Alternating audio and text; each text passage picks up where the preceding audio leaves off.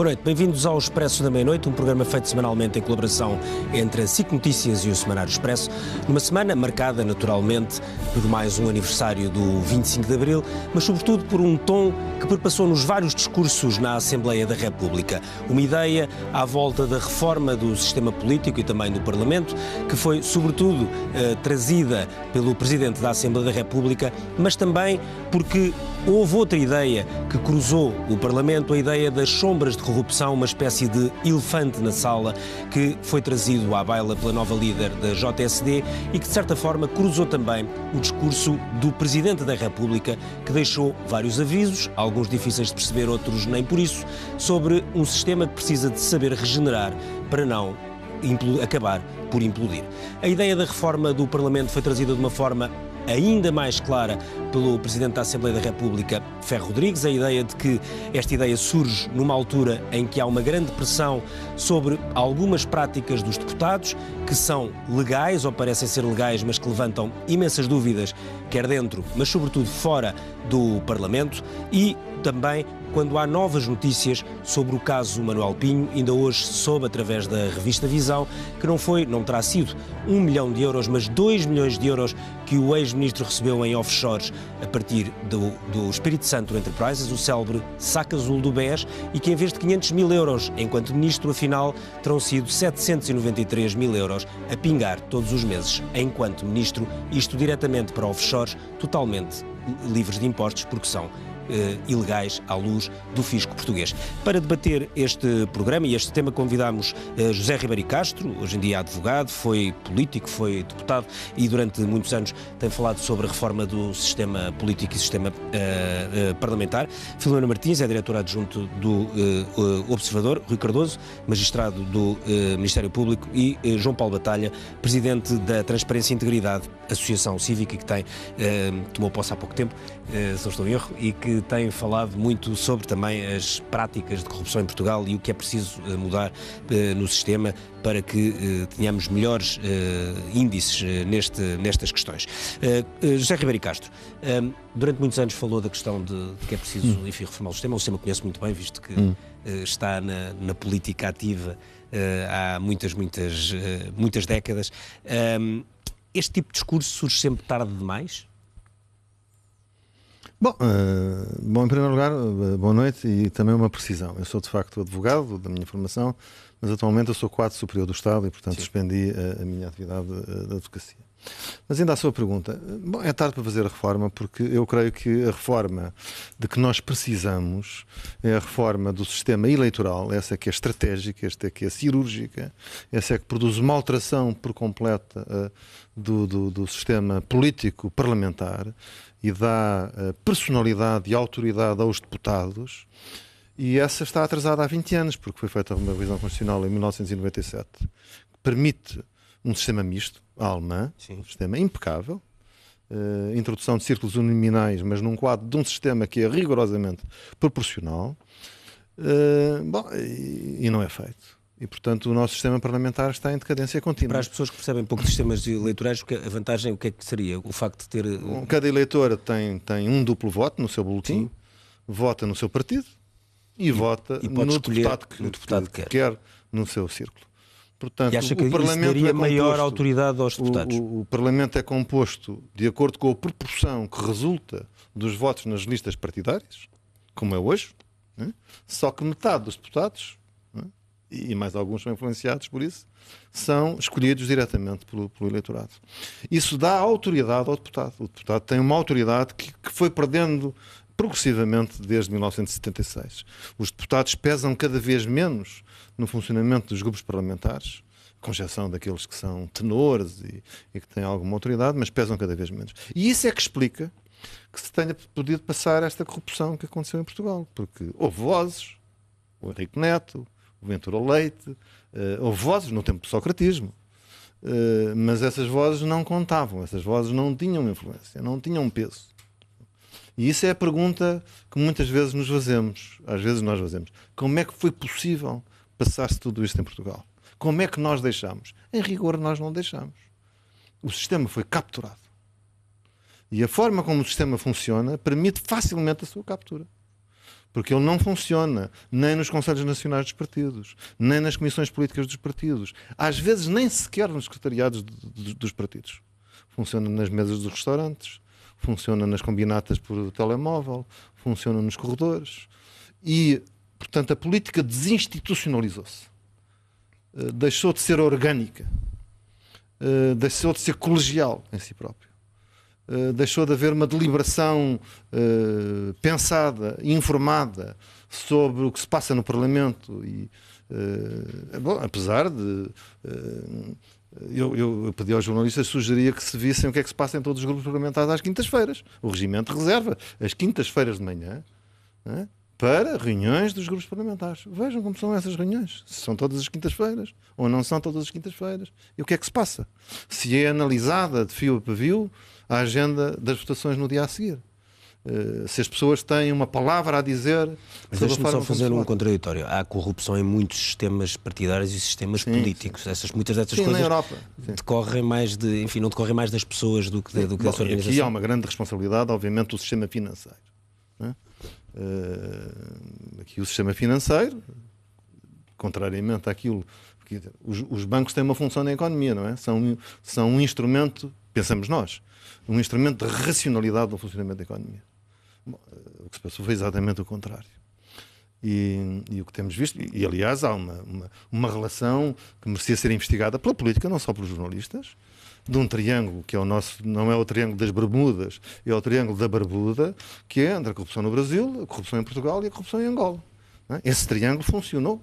E nós vemos as ligações entre a Operação Lava Jato, o nosso Marquês, o Furacão e as coisas que se sabem e não se sabem em Angola. E isso passa-se pelo sistema financeiro. E depois captura as grandes empresas e captura também o comando da política. Agora, porquê é que isso não se discute na política? Essa é uma das questões. Bom, porque o sistema foi capturado. E, portanto, os instrumentos de reação interna... Não é, quando a Ana Gomes agora levanta a questão, é uma voz justa. Mas surgem logo pessoas a discordar, que não é oportuno. Tá bom. Mas durante o tempo de José Sócrates, de governo, houve vozes dentro do Partido Socialista que, contra a corrente, levantaram o dedo. Não tiveram imprensa, não tiveram comunicação social, não tiveram eco, foram afastados. Henrique Neto é talvez o caso mais notório. Bom, e, portanto, isso é sinal de um sistema doente. Porque o deputado, não é? O deputado que levanta a voz, que interpreta verdadeiramente o sentido do eleitor, é abafado e silenciado pelo sistema. E, portanto, é preciso remediar isso. É preciso impedir a captura do sistema. E só se impede a captura de um sistema, devolvendo saúde ao funcionamento dos partidos, garantido a sua institucionalidade. E eu creio que a falta de institucionalidade é uma das explicações de tudo isto que nós temos visto. Às vezes até em grandes empresas. O caso magnífico dos 900 milhões que aconteceu na PT, não é? Aquilo só é possível porque aquele Conselho de Administração não funcionava. Ou seja, claro, falta de institucionalidade. Deixa-me aproveitar isso para perguntar ao João Paulo Batalha, essa questão que vocês estudam, enfim, estes fenómenos, e têm a noção de como é que se passam as coisas noutros países do mundo. A verdade é que a nossa democracia, sendo relativamente jovem, enfim, já vai para mais de 4 décadas, e não é propriamente um país que seja muito conhecido por casos de corrupção. Não é.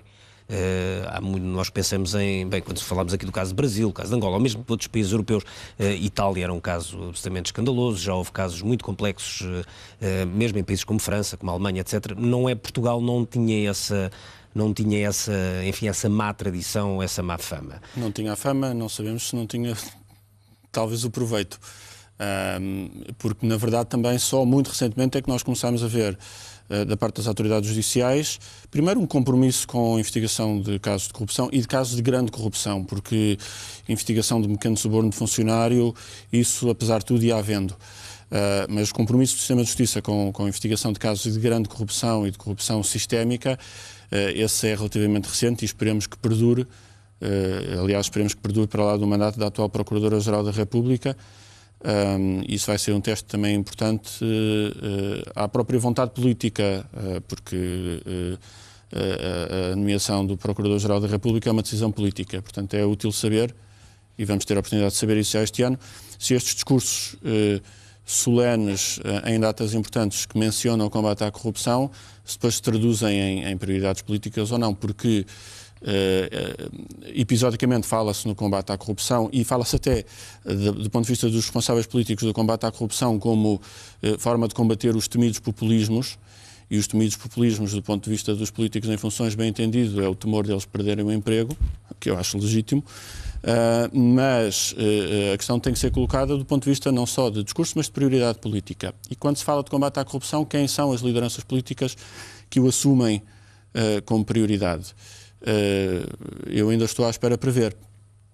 De facto, tem havido um interesse maior, um empenho maior do sistema judicial, mas o sistema judicial é a última linha de defesa de um Estado de Direito que tem a responsabilidade de investigar e esclarecer e punir casos de corrupção depois deles ocorrerem. Todo o trabalho de prevenção da corrupção criminal e do combate a um outro tipo de corrupção legal, que é de conflitos de interesses, de vantagens indevidas em coisas pequenas como as viagens dos deputados ou em coisas grandes como grandes contratos de concessões, de parcerias público-privadas, etc., que são negociados e que são, pelo menos na forma, legais, mas são absolutamente lesivos do interesse público, essas precisam de solução política.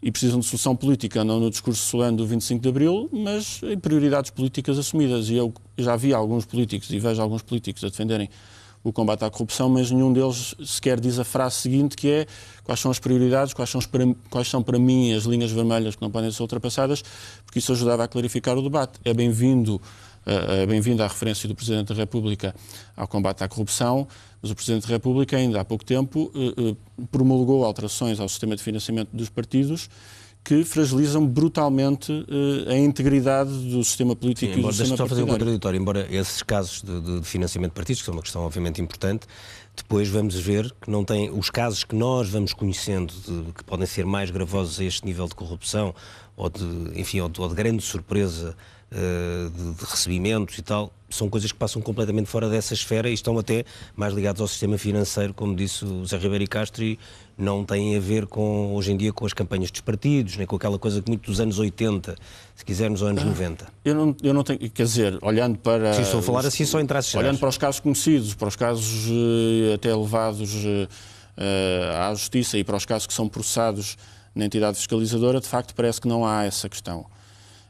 Mas também a entidade de fiscalização não faz, e julgo que decidiu que não tem provocação fazer, sequer estudos de riscos onde eles verdadeiramente existam, e portanto o que faz é sancionar irregularidades contabilísticas de partidos Sim. ou de campanhas eleitorais, que não é nem de perto nem de longe a questão. Se nós começamos a falar de casos de corrupção sistémica, nomeadamente envolvendo um ex-primeiro-ministro ou um ministro do seu governo, quem faz o investimento brutal para que eles cheguem aos lugares não inclui componentes para financiar campanhas políticas? Quer dizer, é uma pergunta legítima e é uma pergunta que o nosso sistema de controle de finanças políticas e partidárias e de campanha não sabe responder, porque eu acho que nós fazemos alguma questão de não olhar para essas questões. Portanto, sancionamos à vontade algumas irregularidades contabilísticas até ao nível um bocado ridículo, mas depois não estamos apetrechados para trabalhar os problemas sistémicos e perceber os riscos onde eles verdadeiramente estão e encará-los de frente. A grande frustração com o discurso político de combate à corrupção é esse. É que acaba por sempre reduzir o problema da corrupção a um problema criminal e, portanto, penal, portanto, chuta tudo para cima do Ministério Público e faz até uma coisa pior e mais insidiosa, que é quando há casos de corrupção em investigação ou até em fase de acusação, tentam impor, não só perante a comunicação social, mas perante a própria sociedade civil, uma lei da rolha a dizer ninguém pode discutir isto, nem ninguém pode ter uma opinião sobre isto enquanto não houver sentença transitada em julgado. E nós vimos isto, e o Ricardo sentiu isso seguramente mais do que eu, com as críticas feitas à cobertura que fizeram dos interrogatórios ao engenheiro José Sócrates, e a ideia de que isto é tudo tabu e não se pode discutir só com sentença transitada em julgado, significa que estas questões seriam apenas do foro criminal e que não há nenhuma lição a ter e a estudar e a discutir no campo político, no campo do papel da comunicação social, das responsabilidades da sociedade civil, de todos os organismos de auditoria que nós temos por este país fora, e estas questões têm que ser discutidas e não são discutíveis, pelo menos nem todas, no foro judicial, e enquanto continuarmos a falar do combate vago contra a corrupção e o populismo, mas depois a fugir das questões essenciais, vamos continuar com estes escândalos a aparecer regularmente. Rui Cardoso, este tipo de investigações que hoje vemos, enfim, mais avançadas, estão de facto, parecem muito ligadas ao sistema financeiro. Isto acontece porquê? Porque hoje em dia a Justiça tem instrumentos muito melhores, ou porque também há uma muito maior colaboração entre países, nomeadamente autoridades financeiras? Boa noite. Estas investigações, os casos conhecidos revelam, acho eu, sem sombra de dúvida, essa ligação ao sistema financeiro, porque só com o sistema financeiro seria possível haver a movimentação dos milhões que há. E depois envolve não só o nacional, como noutros países. No nacional seria mais execuível, atempadamente, detectar e investigar. Noutros países, chamemos países até algumas offshores, já não é assim. Alguns resultados que nós hoje temos e que tivemos em algumas investigações recentes, sem dúvida, resultaram da pressão política internacional, também mediática, sobre alguns países. A colaboração que hoje existe da Suíça e do Luxemburgo resulta disso. Pois, sem essa colaboração, há 10 anos ou há 5... muitos casos que nós hoje conhecemos não teriam existido porque não haveria colaboração. Estas informações que nós às vezes ouvimos que a Suíça... Essa mudança há uns anos isso não existia. Até apanhou, se calhar, desprevenidos alguns que pensavam que ali estariam seguros, que ali teria o seu dinheiro, as suas ações de movimentação de dinheiro seguras. E isso não veio a revelar-se que não aconteceu. Claro que, da perspectiva do Ministério Público, houve, nos últimos anos, é evidente para todos, um assumir da responsabilidade que a Constituição desde sempre impôs ao Ministério Público. Tratar todas as pessoas de forma igual. O mais anónimo dos cidadãos ao mais importante titular de cargo político. E isso teve resultados. O Ministério Público organizou-se, trabalhou para isso, conseguiu alguns meios, apesar de não ter qualquer autonomia financeira para isso. Não sei qual será o futuro. E vejo até, nesta altura, com grande preocupação aquilo que acontecerá. Porquê? Porque há um conjunto de sinais que me deixam, como cidadão e como magistrado, preocupado.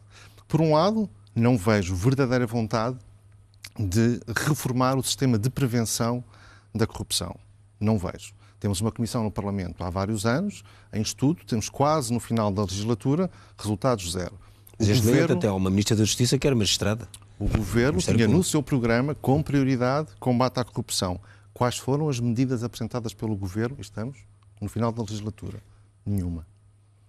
Há sinais recentes e daqueles que poderão não ser perceptíveis ao comum dos cidadãos, mas que terão consequências dramáticas. Foi conhecido esta semana uma proposta de lei que já deu entrada no Parlamento sobre o controle de dados do sistema judicial, que tem várias coisas muito preocupantes, porque vão permitir a governamentalização total dos dados do sistema judicial, por várias formas. Uma delas é até impedindo, ou melhor, atribuindo a competência exclusiva ao ISFES, um departamento técnico do Ministério da Justiça, a criação de todas as aplicações para tratamento dos dados do sistema judicial. Poderá parecer estranho. Eu direi só isto, que se fosse assim, processos como a Operação Marquês não teria sido possível tratar os dados informaticamente que foram apreendidos, terabytes de dados, como sabem. Porquê? Porque isso foi feito, análise financeira, análise de cruzamento de informação dos terabytes apreendidos, com aplicações informáticas, algumas muito caras, que o Ministério Público adquiriu internacionalmente. Se nós vamos dizer ao ISFES, só o ISFES é que pode criar aplicações informáticas para fazer o tratamento dos dados, isso não será possível.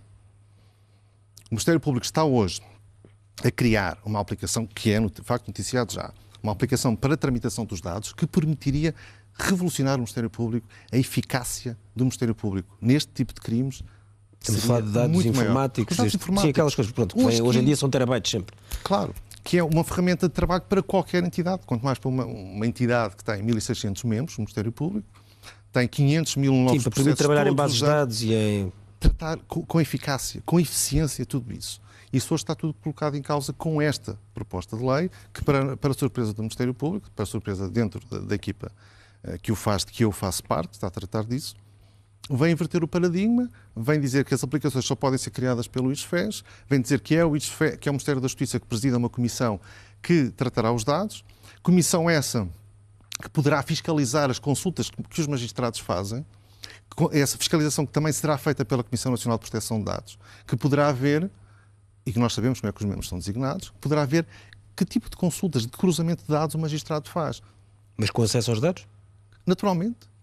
Que independência do Poder Judicial é esta? Esta é uma dependência total. E estes sinais, que podem parecer notas de rodapé no noticiário, são aqueles que efetivamente me causam a maior das preocupações. Não há vontade, não tem havido, espero que venha a haver, de efetivamente apostar num sistema de prevenção da corrupção eficaz que não existe hoje, mas também não podemos esquecer que, mesmo para a prevenção, a repressão é essencial. E na repressão, o papel do Ministério Público, com os órgãos de polícia criminal, nomeadamente com a Polícia Judiciária, que continua em grave carência financeira, em grave carência de meios.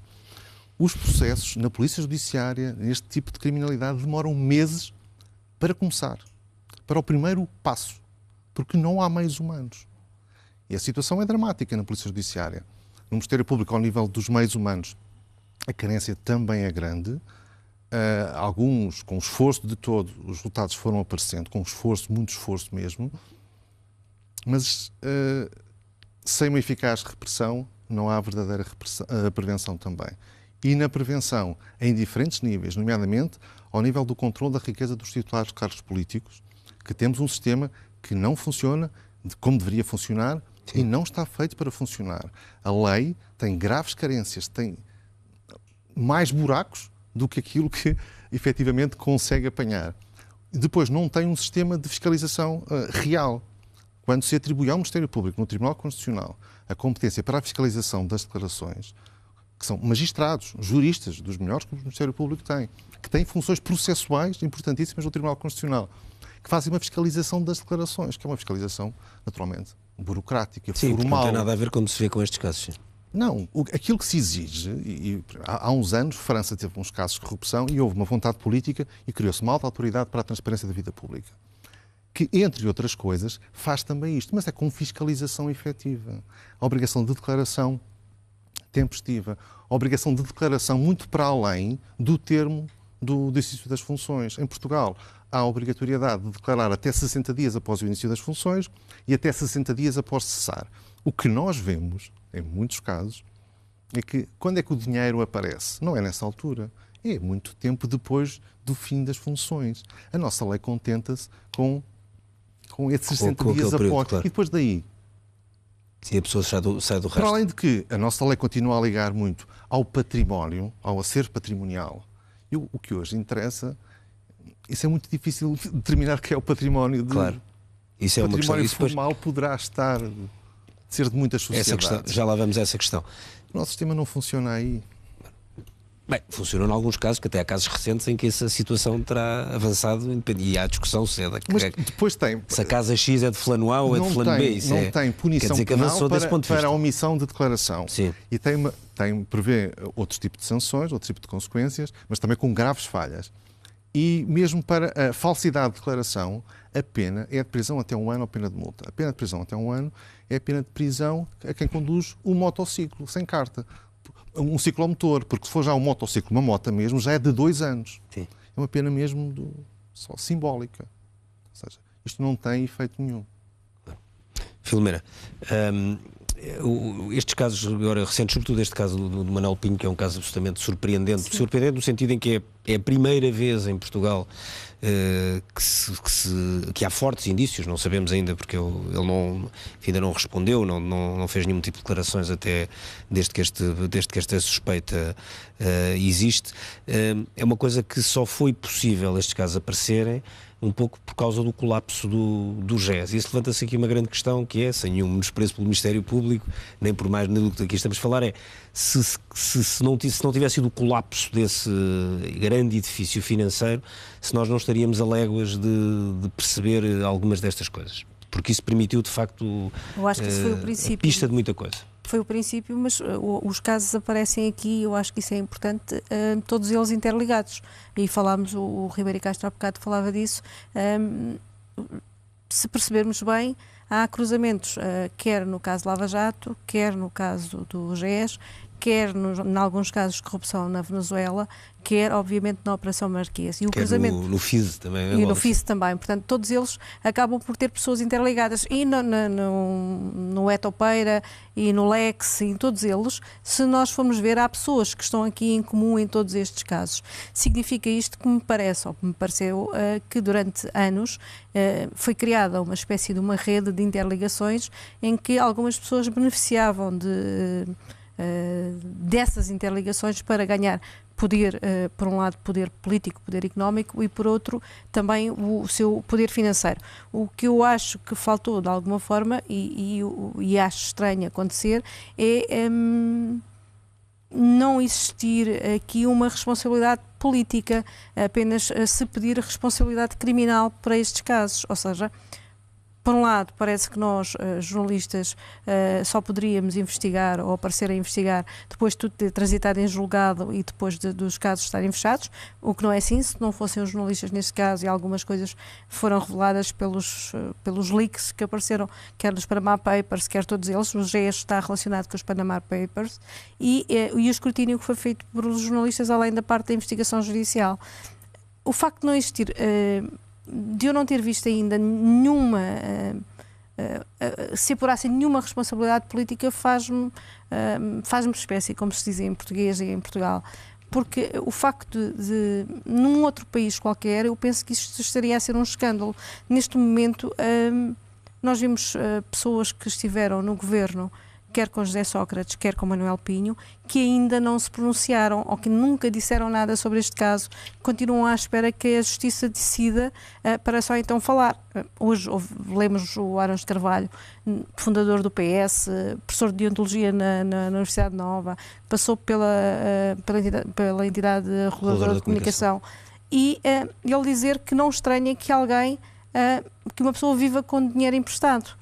Um primeiro-ministro viver com dinheiro emprestado e isso não ser para ele algo reprovável, é algo que me faz muita confusão. E todos as próprias declarações que foram feitas na Assembleia da República parecem-me um bocadinho de declarações Miss Universo, são um bocadinho vagas, não têm nada de concreto. Aliás, se lermos as duas moções, que era de António Costa, que era de Rui Rio, a de António Costa, que foi conhecida por estes dias, que vai levar ao Congresso no final de maio, e a que Rui Rio apresentou no Congresso do PSD agora no final de fevereiro, não há nada concreto em relação ao combate à corrupção.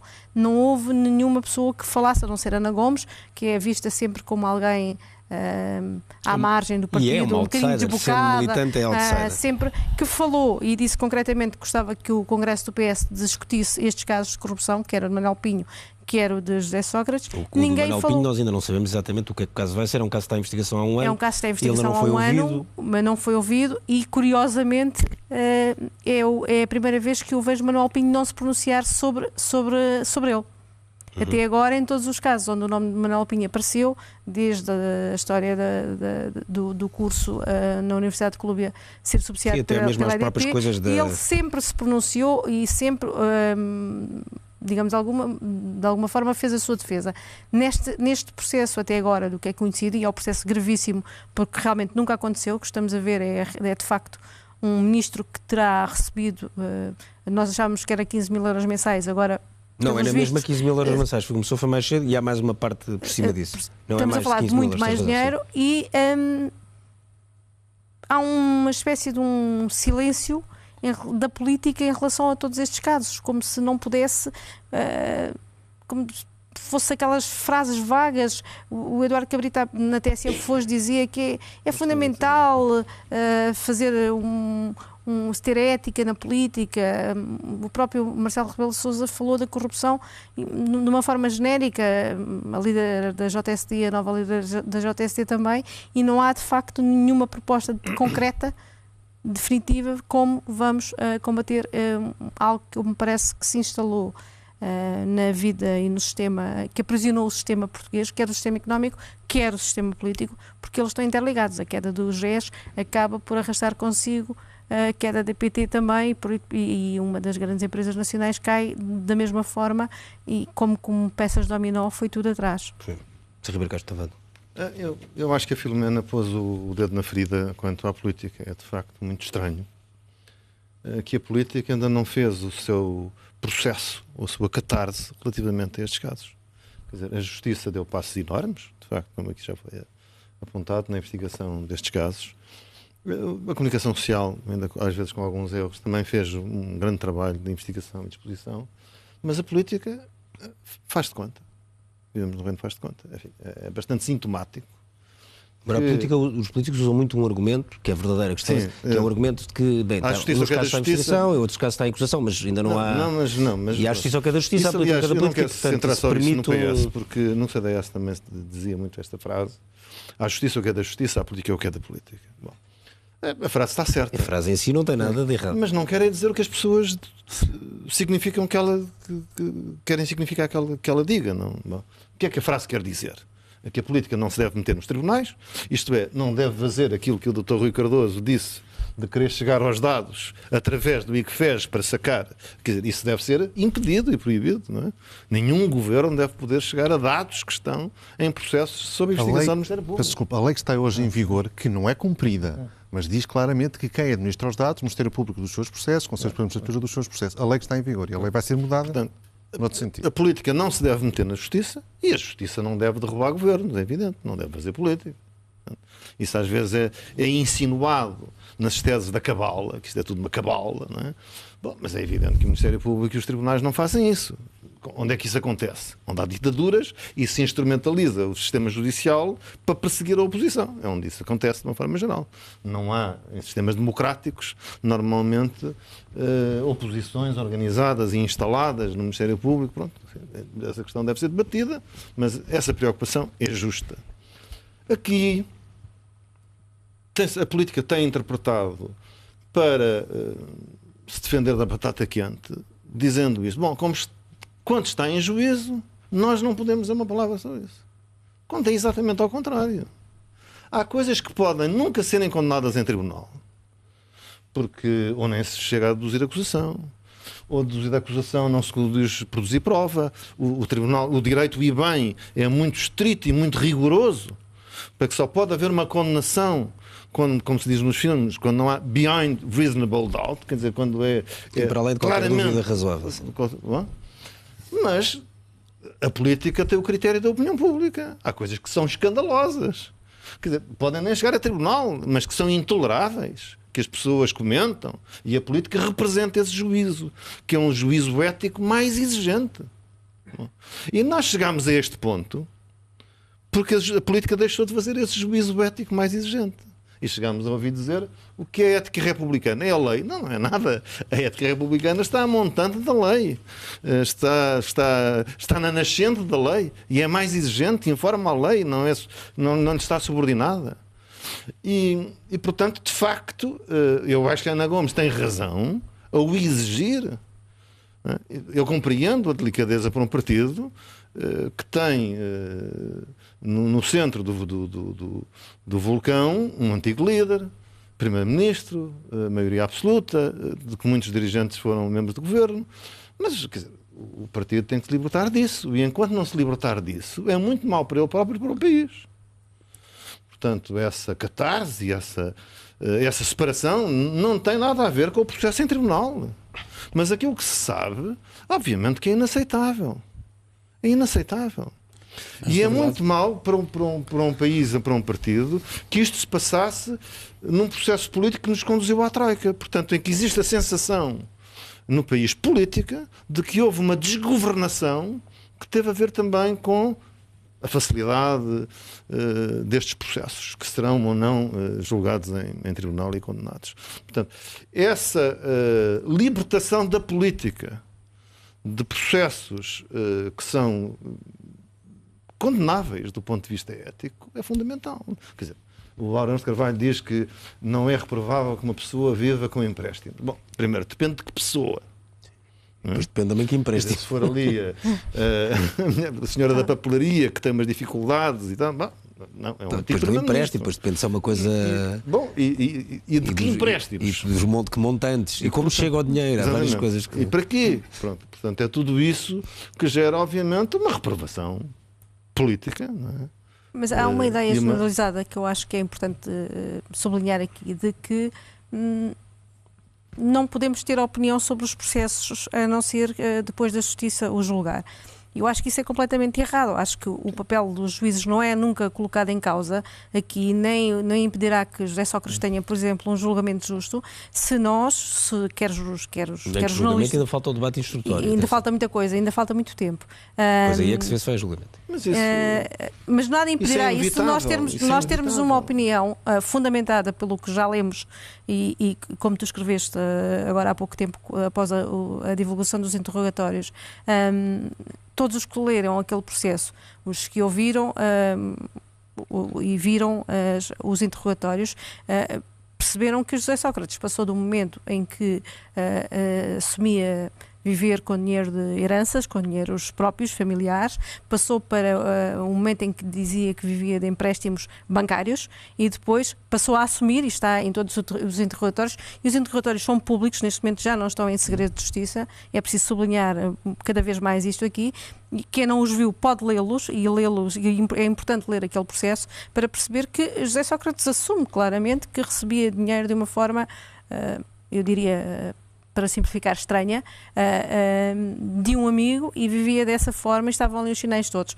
O facto de eu ter uma opinião sobre esse assunto e de a manifestar, ou da política poder condenar eticamente esse comportamento de um ex-primeiro-ministro, não impede nada o trabalho dos juízes, nem da investigação neste caso. Nem impedirá aquele... Eu diria precisamente o contrário.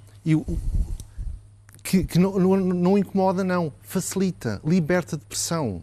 Aquilo que aconteceu em muitos países é que quando não se assume politicamente aquilo que é responsabilidade política, se transfere para a justiça a assunção de responsabilidades que são da política. Pois, aliás, a atitude política... Lá, esse argumento é um bocadinho discutível. Eu percebo a lógica, mas é um bocado discutível. Se discuta aquilo, responsabilidade política, pode haver enorme responsabilidade política e não haver nenhuma responsabilidade criminal. Claro. Quando se quer reduzir tudo à responsabilidade criminal, o que se transfere é para o meio da justiça a assunção de responsabilidades, a discussão de um problema que, em primeira linha, é de natureza política e que pode não haver... Aliás, a questão pode ser posta assim. Coloca o sistema, o português, e isso aconteceu na Europa em muitos países, coloca o sistema de justiça sobre uma grande pressão. A pressão de, no tempo que não é o seu, na justiça, no tempo da política, oferecer uma resposta clara, transitada em julgado, sobre uma questão, coisa que o sistema naturalmente não consegue fazer. Para a justiça era melhor que a política pudesse discutir estes temas abertamente. O sistema político acaba por usar o sistema judicial como um escudo humano para defletir o debate que lhe compete e pior, pôr em cima dos ombros do sistema judicial todo o problema e todo o ónus de proteger a integridade do Estado e, no limite, a qualidade da democracia. Portanto, aliás, o chavão muitas vezes usado de não podemos fazer julgamento em praça pública, o que na verdade significa é que nós queremos, para não tratarmos o caso na praça pública, queremos atirá-lo por uma galáxia distante. Como é evidente que nós fazemos julgamentos em praça pública sobre tudo e mais alguma coisa, sobre se foi penalti no jogo de domingo ou se não foi. São coisas diferentes. Mas isso, o julgamento que se faz na praça pública não faz jurisprudência. E, portanto, outra coisa é exatamente o trabalho dos tribunais, que não é contaminável, ainda para mais porque nós nem temos em Portugal, de forma generalizada, o julgamento por júri, onde eventualmente se poderia dizer que há um perigo de contaminar o decisor do processo. O decisor do processo judicial é um juiz ou um coletivo de juízes que tem que fundamentar as decisões que tomam na sentença e, portanto, os dois planos não se misturam e querer empurrar tudo para exonerar o outro, o plano político, que é o plano que tem que responder perante os cidadãos, é estar a patrocinar a degradação ainda maior da democracia. Mas, já agora, para ilustrar que estamos tão longe da necessidade dessa responsabilização política que falava o Dr. Ribeiro Castro, e falava a propósito de casos graves como este de Sócrates ou de Manuel Pinho, nós nem em casos relativamente, em comparação, benignos como estas atrapalhadas das viagens de deputados, o Parlamento consegue fazer uma leitura que, apesar de tudo, em termos de custos políticos, teria os mais baixos.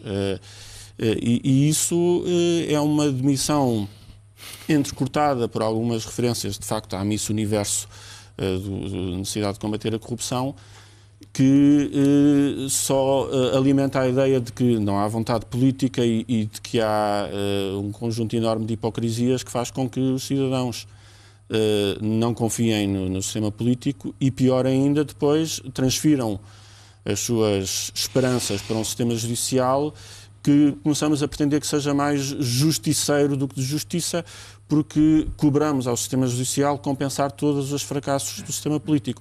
Foi isso precisamente que aconteceu no Brasil, e eu arrepio muito com a situação brasileira. E mas no Brasil a coisa foi discutida politicamente, aliás. Não sabemos não há outra discussão no Brasil. Durante horas.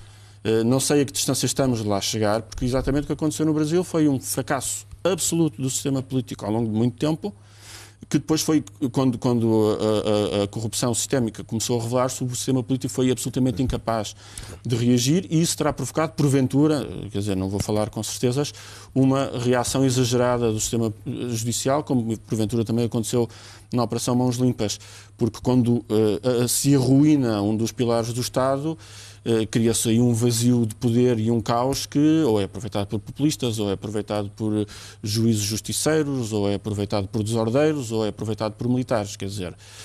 E, portanto, são bem-vindos os discursos e os concursos de Miss Universo, são bons para entreter, mas ou há compromisso ou não há. Já foi feita referência à Comissão para a Transparência, que está a fazer o seu trabalho há 2 anos, está a tratar um conjunto de coisas muito devagar, agora caiu-lhe esta das viagens dos deputados, vai tratar esta muito depressa, e sem um mandato assumido de verdadeiramente fazer reformas estruturais. Nós sabemos que o GRECO, Grupo de Estados contra a Corrupção, no âmbito do Conselho da Europa, fez um conjunto de recomendações a Portugal no âmbito da 4ª avaliação, e das 15 passaram 3 anos, houve uma cumprida integralmente e 3 parcialmente, as outras 0.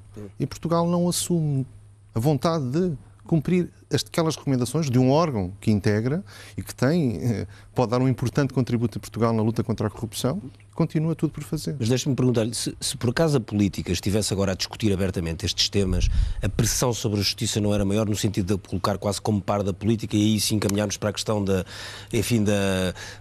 daquela expressão da República dos Juízes? Nunca haverá um momento em que o que quer que se discuta a este nível não possa ter uma leitura ao nível judicial do processo concreto A ou B. Por isso nunca haverá. E este momento é um momento ótimo para refletir e para fazer um diagnóstico como é que foi possível certas coisas acontecerem, nomeadamente como é que não se detectou, como é que o nosso sistema de prevenção foi ineficaz.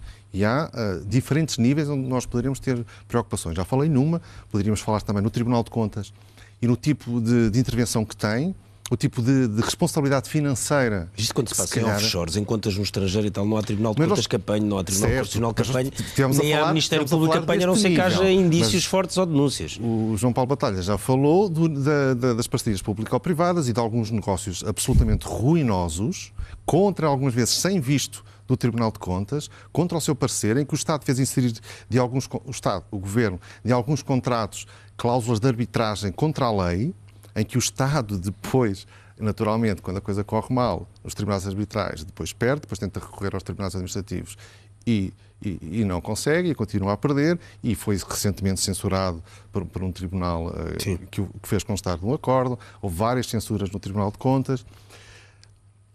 Está tudo relacionado, porque mesmo em alguns destes processos também por aí se passou. Não foi só o dinheiro a circular por alguns sítios, é uma outra fase. Antes disso houve coisas ao nível destes negócios. E são negócios de milhares de milhões, todos os anos.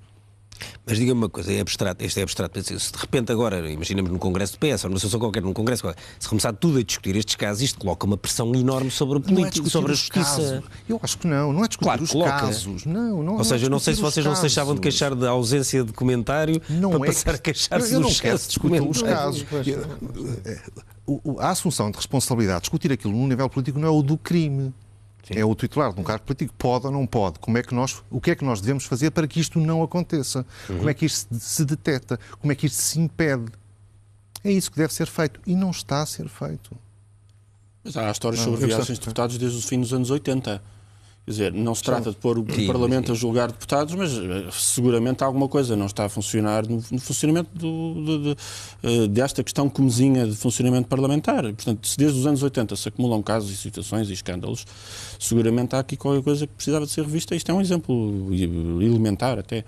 Eu gostava ainda de apontar aos casos maiores, não é? Sim, claro. Nomeadamente ao caso... A minha ideia, quer dizer, quando eu digo discutir, não é os partidos começarem ou as fações dentro dos partidos começarem a apontar o dedo, foste tu, quer dizer, porque isso pode acontecer, mas não resolve muito. O que é que resolve? É aquilo que eu chamo a terapia pela vergonha. A vergonha é uma grande força redentora, não é? E aliás, é uma força preventiva. Os sistemas de autorregulação só funcionam porque existe vergonha. Se não existe vergonha, a autorregulação não funciona. Bom. E, portanto, perante estes casos, de facto, existe a necessidade, perante a base do partido, perante o eleitorado, perante o país, de virar a página, de haver um momento de remorso, de separação.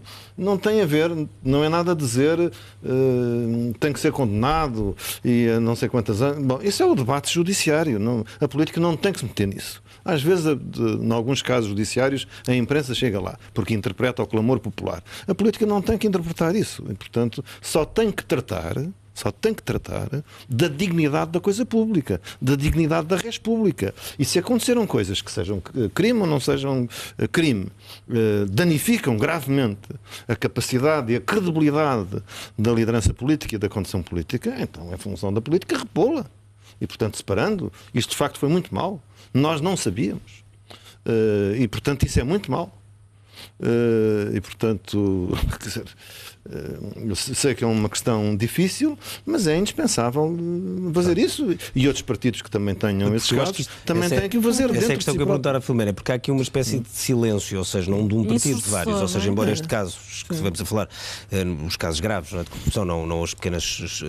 Os casos de deputados é mais uma questão de exemplo, e sobretudo das regras não parecerem muito claras ou não interpretadas por todos da mesma maneira, não tem nada a ver depois com a dimensão dos casos. Mas mostra que há sistemas de prevenção, de gestão, claro que não funcionam. E reiteradamente. O que perguntar à Filomena há também uma espécie, não digo que haja assim um pacto, não é? Mas a verdade é que ninguém praticamente fala do assunto. Uns porque se calhar não querem, outros porque se calhar têm medo, não sei, não faço a mínima ideia, não quero estar a interpretar. Mas a verdade é que não há propriamente uma grande... A discussão política não existe em lado nenhum. Não existe porque eu acho que esta não é uma questão que se possa resumir, apesar de neste caso concreto estarmos a falar de... quer no caso de José Sócrates, onde já foi deduzida a acusação, quer no caso das suspeitas sobre o Manuel Pinho, estarmos a falar do mesmo partido, eu acho que todos os partidos têm um bocadinho telhados de vidro, ou seja, já aconteceu, acho que quase transversalmente a todos os partidos, casos importantes que envolvem alguns dos seus dirigentes mais importantes. E, portanto, este silêncio... E que se verificou na Assembleia da República durante as cerimónias dos 44 anos do 25 de Abril, foi elucidativo. Só haver duas pessoas a falar de corrupção, o Presidente da República e a nova líder da JSD. Só duas pessoas falarem de corrupção. E depois o Ferro Rodrigues fala da reforma do sistema no sentido do Parlamento. Mas aí vamos mais para as questões das viagens e das moradas mais ou menos dadas de forma incorreta e desse tempo de pequeninas coisas que são mais uma questão de ética e de moral dos deputados do que do próprio crime em si. Aqui estamos a falar de casos mais graves, dos grandes casos, quer o de José Sócrates, quer o que pode vir a ser o caso do Manuel Pinho, que era aquele que envolveu o presidente do GES e do BES, o Ricardo Salgado. Estamos a falar de grandes casos que envolveram. Podemos recuar e podemos ir à questão dos submarinos que volta de vez em quando, podemos ir ao caso do BP. Na primeira página do Expresso volta. Já lá iremos. Podemos voltar ao caso do BPN que envolveu exatamente o outro partido que normalmente alterna no poder. Portanto, estamos a falar de um silêncio porque todos os partidos têm os seus telhados de vidro e isto é incómodo porque falando de um caso podem vir a falar-se de todos os outros casos que entretanto já apareceram nos últimos tempos, apesar de neste momento a investigação a estar... parece-me a mim mais ativa e mais atenta até em relação aos casos de possível corrupção no futebol. Até acabou de ser criada uma equipa especial de procuradores para investigar uma série de suspeitas que entretanto aconteceram e que foram levantadas entre dois dos principais clubes portugueses. Portanto, até no futebol o problema está instalado. E há também uma coisa, só uma palavra que é preciso esclarecer, que é as famosas imparidades. As imparidades também é uma fonte de grandes casos. E de isso casos, e ainda há muita coisa por conhecer aí. Bem, temos que ir à primeira página do Expresso. A manchete também cruza um caso judicial, pelo menos a razão, porque Angola ameaça deixar Lisboa sem embaixador. Luanda exonerou esta semana o embaixador que estava em Portugal e para já não vai indicar novo diplomata, acentuando o mal-estar com o processo judicial de Manuel Vicente, que Luanda quer que transite para Angola. Ainda na primeira página em cima, segunda notícia, 10 mil casas do Estado com rendas controladas. O Governo aprovou um pacote legislativo e promete colocar 10 mil frações com arrendamento acessível. Os senhorios desconfiam desta overdose legislativa que tem acontecido nos últimos dias. Outra notícia também ligada a estes casos de justiça, investigação de 5 anos de jogos do Benfica. As autoridades estão a recolher indícios em breve e em breve haverá arguidos. Denúncias anónimas que surgiram esta semana terão, segundo a Justiça, ou a Polícia neste caso, as denúncias anónimas terão tido origem no próprio Clube da Luz. Ainda os Panama Papers, pagamento mistério de 2,5 milhões nos submarinos, falámos disto aqui há poucos minutos. A Escom terá encomendado um contrato forjado nas Bahamas para justificar uma transferência no caso dos submarinos, um misterioso pagamento feito dias depois de uma primeira reunião dos alemães no Ministério da Defesa em janeiro de 2003, portanto um caso que agora emerge depois de muito tempo submerso. E depois, finalmente, o movimento para o interior. Aqui vemos Jorge Coelho com os queijos na mão. Ele é produtor de queijos ali, se não me engano, em Oliveira do Hospital, se não estou enganado, que vai apresentar uma série de medidas radicais para coesão territorial. Termina aqui o Expresso da Meia-Noite. Nós voltamos na próxima semana.